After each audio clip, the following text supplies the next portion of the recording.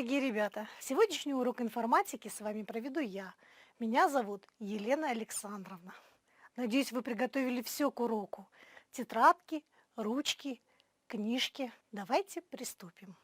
Ребята, в начале нашего урока я предлагаю выполнить задание и узнать слово, которое связано с несколькими нашими уроками. Посмотрите на экран и скажите, за сколько ходов шахматная фигура конь попадет в замок. Найдите зашифрованное слово. На клеточке с нарисованными на них елями становиться нельзя. Напомню, что конь ходит буквой «Г», то есть на два поля по горизонтали или по вертикали и на одну клетку перпендикулярную первоначальному направлению. На рисунках показано, каким образом ходит конь. Вы готовы? Тогда время.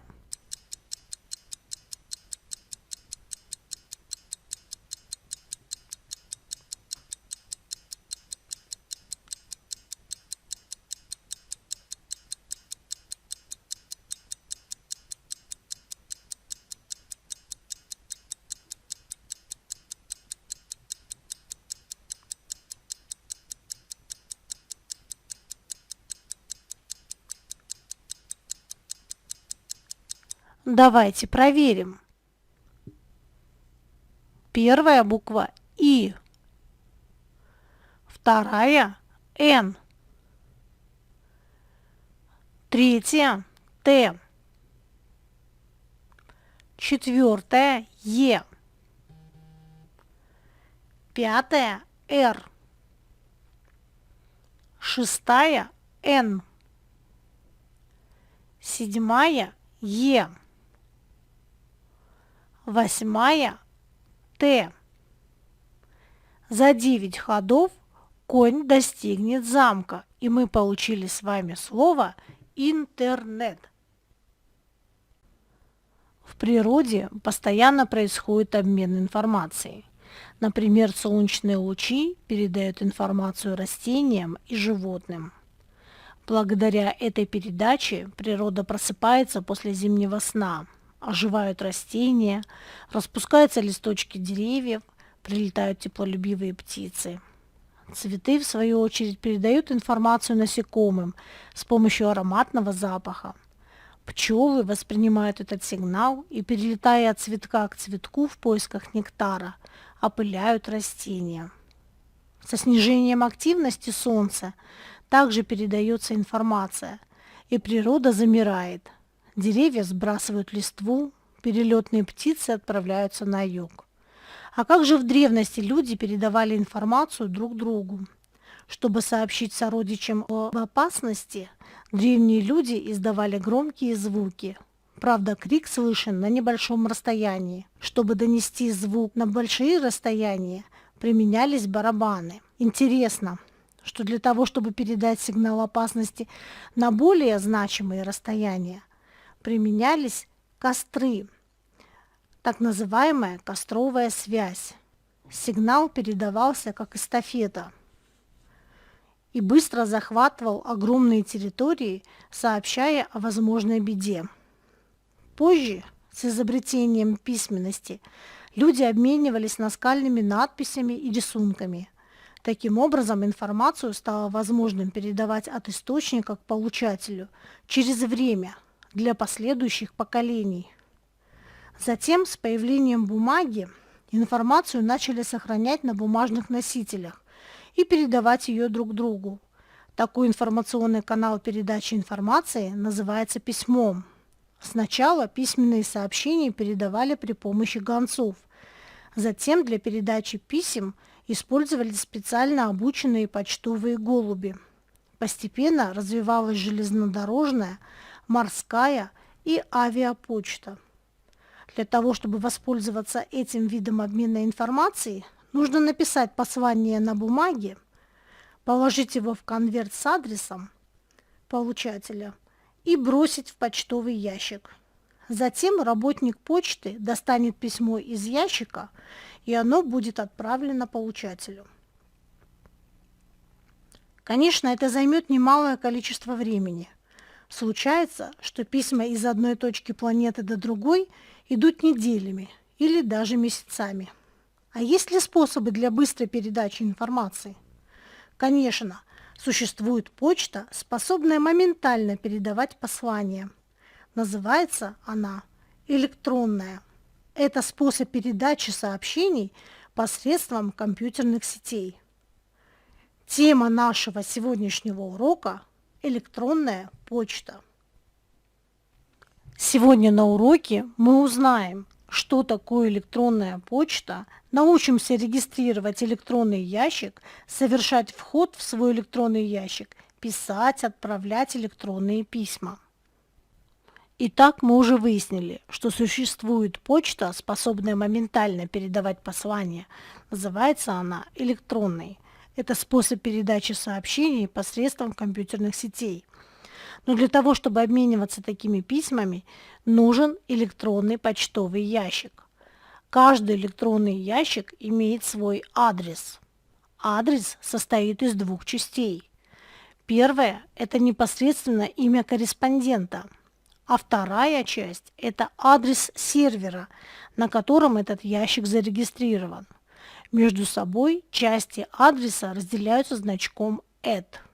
Очень часто в разговорной речи мы называем этот знак собакой.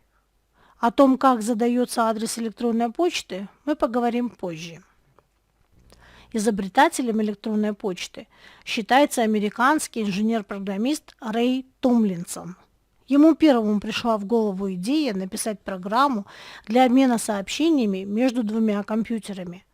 Это было в конце 1971 года, во времена ARPANET, системы, ставшей прообразом современного интернета. Также именно Томлинсон выбрал знак @ из клавиатурной раскладки для использования в адресе между именем пользователя и именем сервера. Электронная почта – это удобное и надежное средство общения, при котором письмо в любой конец света доходит за несколько секунд. Электронная почта, или как ее называют e-mail, это самостоятельная служба интернета с весьма почтенным возрастом, ей более 20 лет. Широкую популярность электронная почта завоевала потому, что имеет несколько серьезных преимуществ перед обычной почтой. Наиболее важное из них – это скорость пересылки сообщений. Если письмо по обычной почте может идти до адресата дни и недели, то письмо, посланное по электронной почте, сокращает время передачи до нескольких десятков секунд, или в худшем случае до нескольких часов. К тому же обойдется электронное письмо дешевле, чем обычное бумажное. Не потребуется тратиться на бумагу, конверт, марки. Достаточно на несколько секунд подключиться к интернету. Другое преимущество состоит в том, что электронное письмо может содержать не только текстовое сообщение, но и вложенные файлы, программы, графику, звук и прочее. Однако не рекомендуется пересылать по почте слишком большие файлы, так как это замедляет работу сети. Для того, чтобы этого не происходило, на некоторых почтовых серверах вводятся ограничения на размер пересылаемых сообщений. Давайте подробнее рассмотрим преимущества электронной почты. Первое – это быстрая доставка письма от источника к получателю. Возможность рассылки одного и того же письма сразу нескольким абонентам. Гарантия, что по пути следования письмо не потеряется. Возможность прикрепить в письмо файлы различных форматов. Не нужно платить деньги за конверт и марки. Не нужно выходить из дома. Большая экономия бумаги и чернил. Также у электронной почты есть преимущество перед телефонной связью. Телефонный этикет очень строг. Есть множество случаев, когда нельзя позвонить человеку по соображениям этикета, например, поздно вечером. У электронной почты требования намного мягче. По электронной почте можно обратиться к малознакомому человеку или очень занятому человеку. Если он сможет, то ответит. Итак, электронная почта – это удобное и надежное средство общения, при котором письмо в любой конец света доходит за несколько секунд. Для того, чтобы электронное письмо дошло до адресата, оно, кроме самого сообщения, обязательно должно содержать адрес электронной почты получателя письма.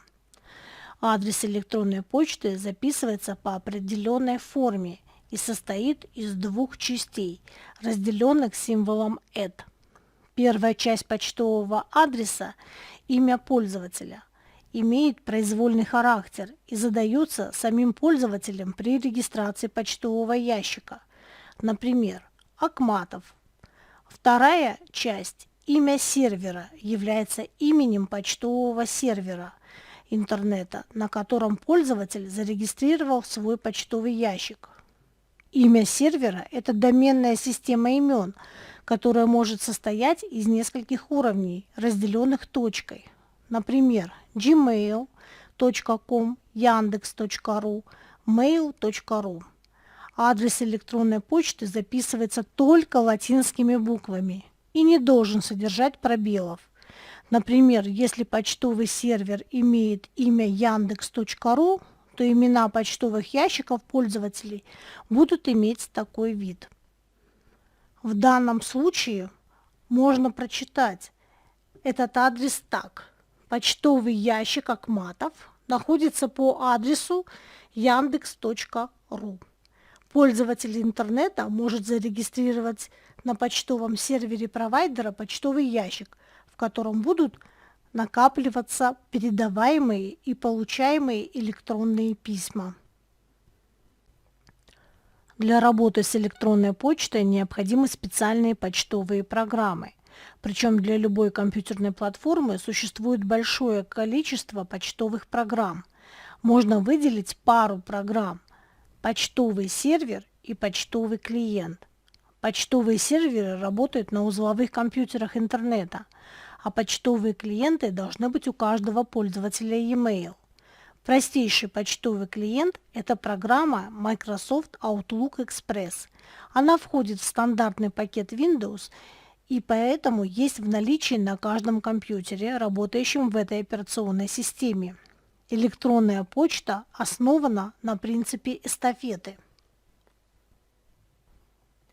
С помощью почтовой программы создается почтовое сообщение на локальном компьютере пользователя. На этом этапе, кроме написания текста сообщения, необходимо указать адрес получателя сообщения, тему сообщения и вложить в сообщение при необходимости файлы. Затем, после подключения к интернету, оно передается на почтовый сервер. И дальше движется по цепочке почтовых серверов, пока не достигнет сервер адресата. Как только адресат подключится к своему почтовому серверу, чтобы что-то отправить или принять, он автоматически получит все, что накопилось в его почтовом ящике. Если по каким-то причинам сообщение не дойдет до адресата, например, при неверно указанном адресе, отправителю возвращается сообщение о невозможности доставки. Почтовые программы обычно предоставляют пользователю также многочисленные сервисы по работе с почтой, выбор адресов из адресной книги, автоматическую рассылку сообщений по указанным адресам и прочее. Также некоторые почтовые серверы предоставляют пользователям возможность работы с электронной почтой с использованием веб-интерфейса. Работа с веб-почтой может производиться с помощью любого браузера. Существенной особенностью такой почты является то, что все сообщения постоянно хранятся на удаленном почтовом сервере, а не на локальном компьютере пользователя. Создать электронный ящик и получить адрес электронной почты может каждый из вас, и причем совершенно бесплатно. Давайте посмотрим, каким образом это можно сделать. Существует несколько сервисов, с помощью которых можно создать свой электронный ящик. Многие веб-серверы предлагают всем желающим зарегистрировать бесплатный почтовый ящик. Зарегистрированные пользователи должны ввести свой логин и пароль, после чего они могут войти в почтовую систему. А для новых пользователей предлагается такая процедура, как регистрация. Наиболее популярными веб-серверами являются mail.ru, gmail.com, yandex.ru и так далее. Создадим почтовый ящик на сервере mail.ru. Первое, что вам нужно сделать, это зайти на сайт почты. Для этого запускаем любой браузер, который установлен у вас на компьютере командой «Пуск» программы «Браузер» или с помощью ярлыка на рабочем столе. В адресной строке браузера введем адрес нужного нам сайта, например, mail.ru. Откроем сайт mail.ru и посмотрим на область, предназначенную для почты. Для того, чтобы создать электронный ящик, пройдем по ссылке для регистрации нового почтового ящика. Предлагается заполнить некоторые данные о себе. Введем свою фамилию и имя. Укажем дату рождения, город проживания, выберем пол. Далее нужно ввести свое условное имя. Это и будет первая часть адреса электронной почты. Выберем сервер. Это вторая часть электронного адреса. Можно выбрать имя из предложенных в раскрывающемся списке. Затем нужно придумать пароль. Пароль может состоять из заглавных и строчных латинских букв, любых цифр и некоторых специальных символов. Пароль не может включать в себя буквы русского алфавита и состоять только лишь из одних цифр. Отнеситесь к выбору пароля серьезно, ведь он гарантирует сохранность вашей личной информации. Чтобы избежать взлома почтового ящика, не рекомендуется в качестве пароля использовать личную информацию – имя, фамилию, дату рождения или номер телефона. Чтобы была возможность восстановить забытый пароль, нужно ввести номер своего мобильного телефона или электронного ящика, если телефона нет. Почтовый ящик создан. Теперь вы можете отправлять и получать электронные письма. Давайте попробуем выйти и войти снова в свой электронный ящик, введя при этом имя и пароль. Рассмотрим папки, находящиеся по левую сторону. В папке «Входящие» находятся все письма, которые вам прислали. Давайте откроем эту папку. На ваш адрес прислали приветственные письма, автоматически созданные почтовой службой. Откроем письма, ознакомимся с ними и удалим их. Для этого поставим галочки напротив писем. Можно выбрать сразу все письма, поставив галочку в верхнем блоке. Нажимаем кнопку «Удалить». В папке «Входящие» больше нет писем. Все письма переместились в папку «Корзина». Папка «Корзина» служит для временного хранения ненужных писем. В настройках можно установить либо автоматическое очищение корзины при выходе, либо автоматическое удаление писем, помещенных в корзину более месяца назад, либо очистить вручную, нажав «Очистить». Давайте напишем письмо учителю с сообщением о том, что вы успешно произвели регистрацию почтового ящика. Для того, чтобы написать письмо, необходимо нажать на кнопку «Написать письмо». Открылась страница написания письма. В поле «Кому» введем адрес учителя. Если вы не знаете электронный адрес учителя, можете написать письмо мне. Обратите внимание, что существует возможность рассылки письма сразу же нескольким абонентам. В поле «Тема» укажем «Приветствие». В поле для ввода текста напишем «Я ученик 7 класса, это мое первое электронное письмо». Вы можете заметить, что в конце письма ставится подпись. Она генерируется автоматически для каждого письма. В настройках почты ее можно поменять. Обратите внимание, что к письму можно также прикрепить файлы, тексты, изображения, музыку и даже видеоклипы. Отправляем письмо, нажимая кнопку «Отправить». Отправленное письмо отправляется к адресату, а также его копия сохраняется в папке «Отправленные». Таким образом, ребята, вы научились создавать почтовый ящик в мейле и работать в нем. А теперь давайте рассмотрим регистрацию почты на Яндексе. Первое, что вам нужно сделать, это зайти на сайт почты. Рассмотрим алгоритм создания электронной почты на yandex.ru. Первое. Перейдите по адресу yandex.ru. Затем нажмите на кнопку «Завести почту» в правом верхнем углу сайта. Далее заполните анкету. В первые два поля введите имя и фамилию. Придумайте логин. Придумайте надежный пароль и повторите его. Обратите внимание еще раз на выбор пароля. Пароль – это секретный набор символов, ключ, который вместе с логином открывает доступ на сайт. При выборе пароля соблюдайте следующие правила. Длина пароля должна быть не меньше 8 символов. Пароль должен быть сложным. Мы об этом уже говорили.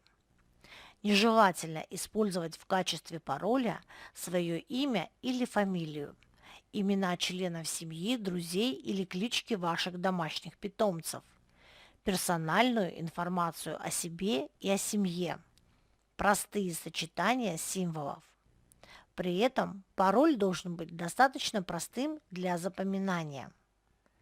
После того, как заполнены все поля анкеты, нажмите на кнопку «Зарегистрироваться». Вот и все. Новый адрес успешно создан. Давайте здесь выполним несколько заданий. Первое. Напишем письмо вашему другу. Для этого спросите у своего друга логин, а взамен продиктуйте ему свой. Вспомним, что такое логин. Логин – это уникальный псевдоним пользователя на сайте, который используют, чтобы не набирать каждый раз длинное имя и фамилию. При выборе логина соблюдайте следующие правила. Можно использовать буквы латинского алфавита, цифры, дефисы, символы подчеркивания, апострофы и точки. Запрещено использовать знаки равенства или скобки и ставить более одной точки подряд. Один и тот же логин можно использовать на разных сайтах и сервисах. Теперь кликните на клавишу «Написать». В строке «Кому» укажите логин своего друга. Затем придумайте текст своего сообщения, а затем переходите к тексту своего письма. С помощью некоторых клавиш вы сможете прикреплять различные файлы к своему письму. Вы уже умеете обращаться с текстовыми редакторами, значит, без труда сможете разобраться с инструментами на панели выше. После того, как напишите свое письмо, кликайте «Отправить». Ваш друг наверняка тоже уже справился с заданием. Давайте поищем его письмо. Для этого вам необходимо перейти во вкладку «Входящие». Здесь находятся все письма, которые к вам пришли, за исключением рекламы, которая попадает в спам. Но вот, кажется, мы изучили все основные функции. Теперь без труда можно создавать почтовый электронный ящик и общаться с любым человеком в любой точке Земли. С сервисами Google мы с вами познакомимся на следующем уроке. Давайте повторим. Электронная почта – это удобное и надежное средство общения, при котором письмо в любой конец света доходит за несколько секунд. Преимущество электронной почты – это быстрая доставка письма от источника к получателю, возможность рассылки одного и того же письма сразу нескольким абонентам, гарантия, что по пути следования письмо не потеряется, возможность прикрепить в письмо файлы различных форматов. Не нужно платить деньги за конверт и марки. Не нужно выходить из дома. Большая экономия бумаги и чернил. Адрес электронной почты состоит из двух частей, разделенных между собой символом @. Основные почтовые серверы gmail.com, yandex.ru, mail.ru. Логин – это уникальный псевдоним пользователя на сайте, который используют, чтобы не набирать каждый раз длинное имя и фамилию. Пароль – это секретный набор символов, ключ, который вместе с логином открывает доступ на сайт. Итак, сегодня на уроке мы узнали с вами, что такое электронная почта, научились регистрировать электронный ящик, совершать вход в свой электронный ящик, писать, отправлять электронные письма. На этом наш сегодняшний урок подошел к концу. Надеюсь, он вам понравился. До свидания, до новых встреч!